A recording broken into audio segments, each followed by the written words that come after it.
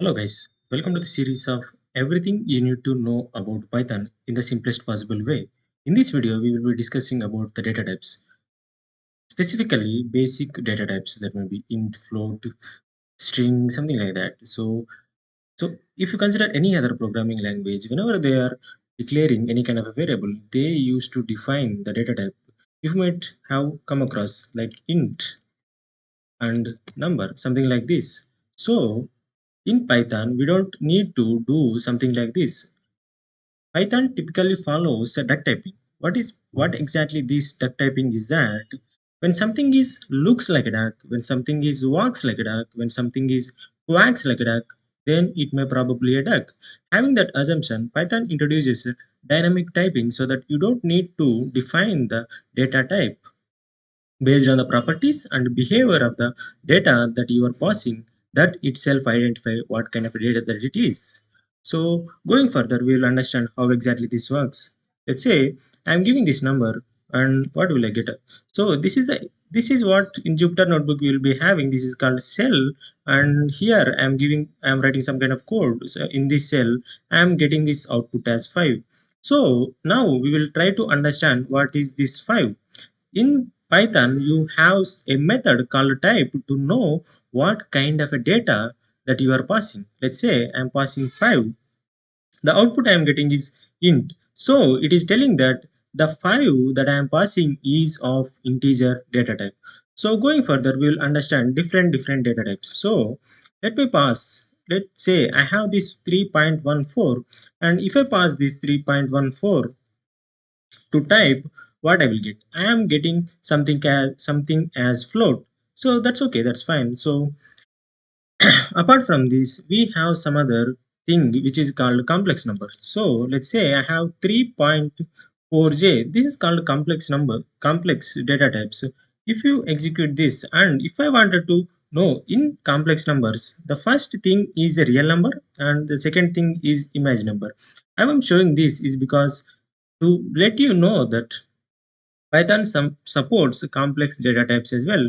If you pass this 3 plus 4j, this gives some kind of error. So because of that reason, I am passing through parentheses. So still I'm missing one more parenthesis. So if you carefully observe here, I am getting complex. So it is saying 3 plus 4j is of complex data types. So that is fine. That is really fine. So if you know any other programming language, you might come across characters and strings. Character is kind of a data type and string is another kind of data type. In Python, it don't supports character data types. It supports only string data types. That too specifically it defines as str. Let's say I have some string called like. So if I pass this like, string is typically denoted with single quotes or double quotes. If I pass this like in single quotes in type, I will get something as str, which is telling that this is of string type. So let's say if I pass in double quotes, what I will get, I am getting the same result as string. So which you can understand strings can be represented with single quotes or can be represented with double quotes. Let's say apart from this, we have some other thing which is you might come across this true. What exactly this true will understand.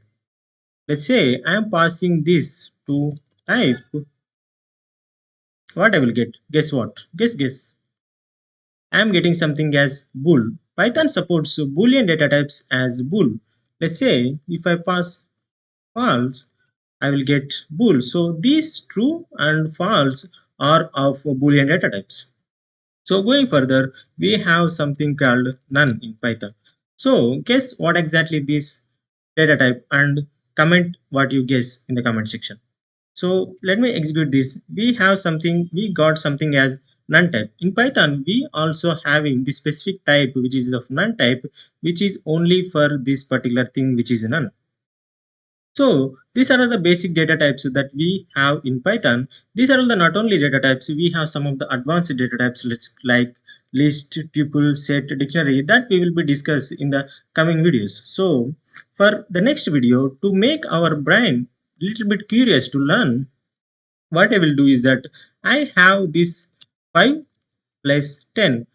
I am doing some kind of operation which is of addition that I am performing. So I will be getting this 15. So I wanted to use this 15 to further, let's say I wanted to do some average. I wanted to find some average. I am giving this 15 and total number of values that I have is 2. I am getting this 7.5. So what if in order to do this kind of a thing, um, I am doing some operation, I am getting something result, I am taking that result into something else. So instead of doing this, what if I store this as a variable, store in a something called container? We can refer it as variable. So let's say I have number 1 which is of 5, I have this number 2 which is of 10. So I want to do some operation. Let's say num1 plus num2. I am getting this kind of result. So I am did some kind of mistake. So let me call this as addition that I am performing. So addition is done. Let me check what exactly we have in addition. We have 15. That's cool.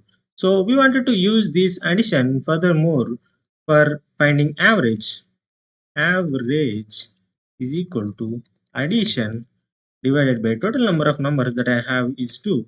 So what exactly average here? So we have got 75, 7.5. So why it is used? Why we need to use this kind of a variables is because to store, instead of if I want this in somewhere else, in order to do this 5 plus 10 multiple times in our code, I can actually store in some variables and I can use it further.